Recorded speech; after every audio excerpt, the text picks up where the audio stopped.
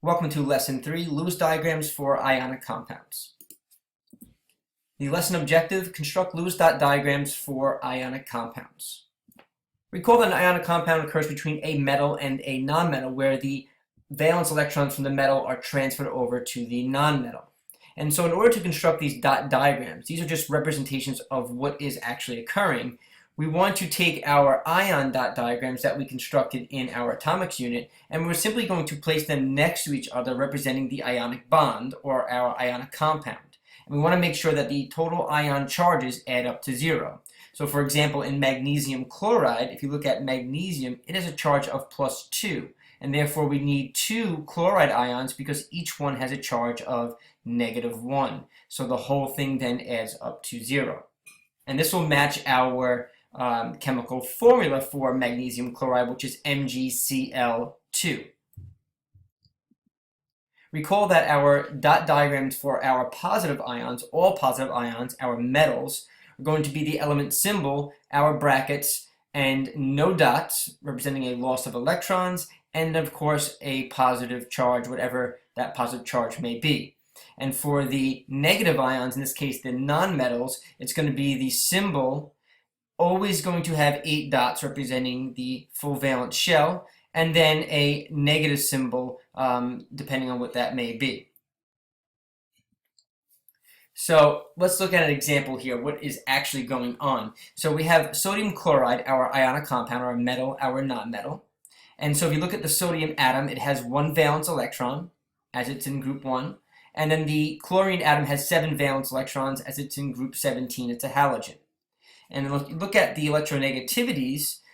Sodium is a 0.9 and chlorine is a 3.2. So this atom has a much greater attraction for electrons. And in essence, it's going to take the valence electron from sodium. There's a transfer of that electron over to chlorine.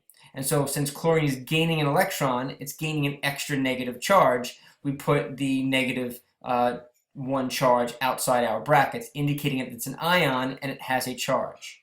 And notice that it has the 8 dots around the symbol. And then what happens to sodium? Well, when it loses its electron, it's losing a negative charge. So it has more protons than it does electrons. And therefore, since it lost 1 electron, it becomes positively 1 in terms of its charge. And then we have lost that valence electron, and that's why there are no dots on any of our metal ions.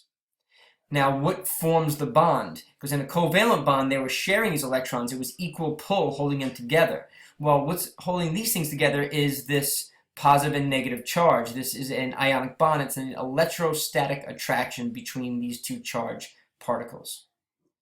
Let's look at the dot diagram of calcium chloride and see how it's formed first. So calcium has 2 valence electrons, and chlorine has 7 valence electrons. And if you look at the electronegativities, they're similar to the previous example. Calcium has a electronegativity of 1, and of course chlorine is 3.2 as before.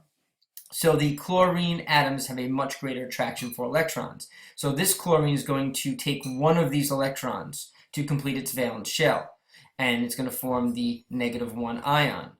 And then another chlorine is going to take the other valence electron and complete its valence shell, and now that forms the other -1 ion. And since calcium lost 2 valence electrons, it now has a +2 charge.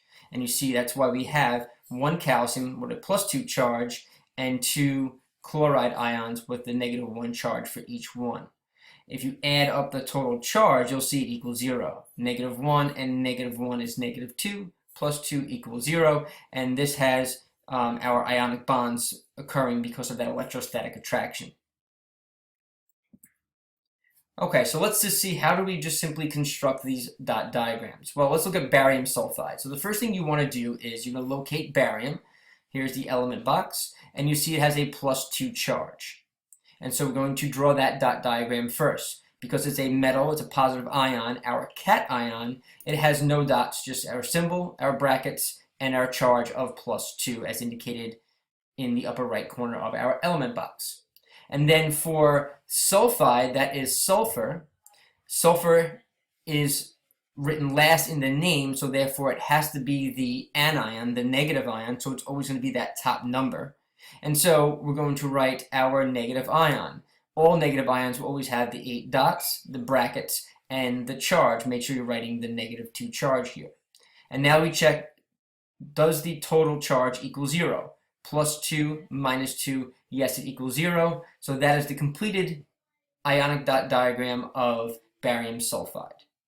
Now I want to show you actually what is really going on and why this is forming. So if you look, barium has 2 valence electrons. That's a group 2 alkaline earth metal. And the sulfur atom has 6 valence electrons. And so this is a much more electronegative element, so it's going to take those 2 valence electrons to complete its valence shell. It's a transfer of electrons, and that's why it's ionic. It's transferring electrons from the metal to the nonmetal. And so when the sulfur gains 2 electrons, 2 negative charges, that's where the -2 charge is coming from. And since barium loses 2 electrons, it now has more positive than negative. And so it has 2 extra positive charges compared to the negative charges. Or you can think of it as having 2 less negative charges. And of course, this attraction here is our ionic bond occurring between the positive and the negative, and that's an electrostatic attraction. Let's look at one more example, aluminum oxide. So aluminum has a +3 charge, and so I'm going to draw that ion dot diagram. Again, it's a positive ion, so no dots. And then oxygen is a -2, so I'm going to draw that. That's our anion, so it's going to have 8 dots, brackets and charge. And you notice that the total charge does not equal 0. And so we're going to keep adding ions in order for this to equal 0. Right now we have 1 extra positive charge, and so I'm going to bring in another oxygen to gain more negative charges. And so now I have -2, and -2 is -4. We have +3, so now I have too many negative charges. So I'm going to bring in another positive charge. That gives me +6 on my aluminum, but only -4 on the oxygen. So I need 1 more oxygen to get this to equal 0. So -2, -4, -6, +3, +3 is +6. This whole thing equals 0, so this is our completed Lewis dot diagram for aluminum oxide. And this is why the chemical formula for aluminum oxide is Al2O3. And we can see what's really going on behind the scenes is that each aluminum has 3 valence electrons, and so you can see where they're being pulled into or transferred into the oxygen atoms to complete their valence shell. Let's check your understanding. Can you construct Lewis dot diagrams for ionic compounds? At this point, you should be able to construct Lewis dot diagrams for ionic compounds.